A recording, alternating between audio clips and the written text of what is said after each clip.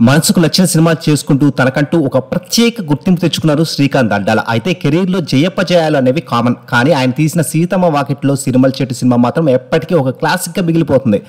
ఇక ప్రస్తుతం శ్రీకాంత్ అడ్డాల 'కూచిపూడి వారి వీధి' అంటూ ఓ చిత్రాన్ని తీస్తున్నారు. అయితే శ్రీకాంత్‌కి సంబంధించిన ఒక వీడియో ఇప్పుడు వైరల్ అవుతుంది. ఇందులో రజనీకాంత్‌కి తాను కథ నారేట్ చేసినట్లు శ్రీకాంత్ చెప్తున్నారు. కొత్త బంగారు లోకం చిత్రంతో డైరెక్టర్గా అవతారం ఎత్తారు శ్రీకాంత్ అడ్డాల. ఈ సినిమా సూపర్ హిట్ అయిన తర్వాత కూడా వెంటనే ఏ చిత్రం చేయలేదు శ్రీకాంత్. 4 ఏళ్లు గ్యాప్ తీసుకుని ఏకంగా మహేష్ బాబు, వెంకటేష్ లాంటి స్టార్ హీరోలతో 'సీతమ్మ వాకిట్లో సిరిమల్లె చెట్టు' అనే క్లాసిక్ చిత్రాన్ని తీశారు.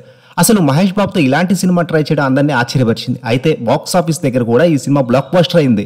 దాదాపు దశాబ్ద కాలం దాటిపోయినా ఇప్పటికీ టీవీలో, యూట్యూబ్లో ఈ చిత్రం చూస్తూనే ఉంటారు ఆడియన్స్. మరోవైపు ఈ సినిమాని మార్చి 7న రిలీజ్ కూడా చేస్తున్నారు. మరోసారి ఈ క్లాసిక్ని థియేటర్లో చూసేందుకు ఫ్యాన్స్ ఎదురు చూస్తున్నారు. ఇలాంటి వేళ ఈ సినిమాకి సంబంధించిన ఓ విషయం సోషల్ మీడియాలో చక్కలు కొడుతుంది.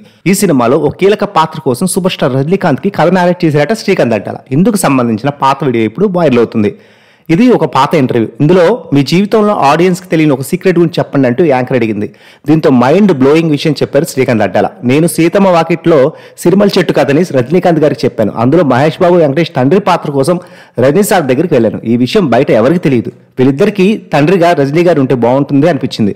రాఘవేంద్ర కళ్యాణ మండపం అని చెన్నైలో ఉంటుంది. అక్కడికి రమ్మని అపాయింట్మెంట్ ఇచ్చారు. అక్కడికి వెళ్ళి కథ చెప్పాను. ఆయనకి ఆ సమయంలో ఆరోగ్యం బాగాలేదు, అందుకే చేయలేకపోయారు. లేదంటే ఖచ్చితంగా ఈ సినిమా చేస్తారని రజనీ చెప్పారు. ఎందుకంటే ఈ కథ ఆయనకి బాగా నచ్చింది. పైగా తెలుగులో చేయడానికి నాకు అభ్యంతరం కూడా లేదు. అందులోనూ ఇలాంటి మంచి పాత్ర చేయాలని ఉంది అన్నారు. ఇక అన్నిటికంటే షాకింగ్ ఏంటంటే నేను కథ చెప్పడానికి వెళ్ళి కూర్చుంటే ఆయనే వచ్చారు. కానీ నేను ఆయన గుర్తుపట్టలేదు. ఆయన చాలా సాదాసీదాగా మామూలుగా ఉన్నారు. మంచినీళ్ళు కావాలా అన్నారు. నేను ఎవరు అనుకొని పర్లేదండి అన్నాను. అప్పుడు ఒకసారి మళ్ళీ వెళ్ళి చూశాను. అప్పుడు గుర్తుపట్టి నేను ఒక 40 నిమిషాల పాటు కథ చెప్పాను. ఓపిక్గా విన్నారు.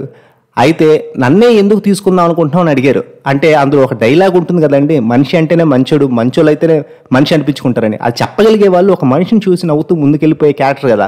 ఒక రిక్షావాడి నుంచి కోటీశ్వరుడు వరకు అందరూ ఆ పాత్రకి కనెక్ట్ అయిపోవాలి. పైగా నేను ఎలాగో పెద్ద హీరోలతో సాదాసీదాగా సినిమా చేస్తున్నాను. సో తండ్రి పాత్రకి రజనీ గారిని ఎందుకు పెట్టకూడదు అనిపించింది. దిల్రాజు గారిని అడిగాను. శంకర్ గారి ద్వారా ఆయన ఏదో రికమెండ్ చేయించారు. ఆయన రమ్మన్నారు, చెప్పాను. కేవలం ఆరోగ్యం సహకరించుకోవడం వల్లే నేను చేయలేకపోతున్నాను, ఏమనుకోకుండా అని రజనీకాంత్ అన్నారు అంటూ శ్రీకాంత్ అడ్డాల చెప్పుకొచ్చారు. అసలు రేలంగి మావయ్య పాత్రలో రజనీకాంత్ ఎలా ఊహించుకున్నారు సార్ అంటూ కామెంట్లు పెడుతున్నారు నెటిజన్లు. మొత్తానికైతే ఆ పాత్రలో ప్రకాష్ రాజ్ అద్భుతంగా నటించారు.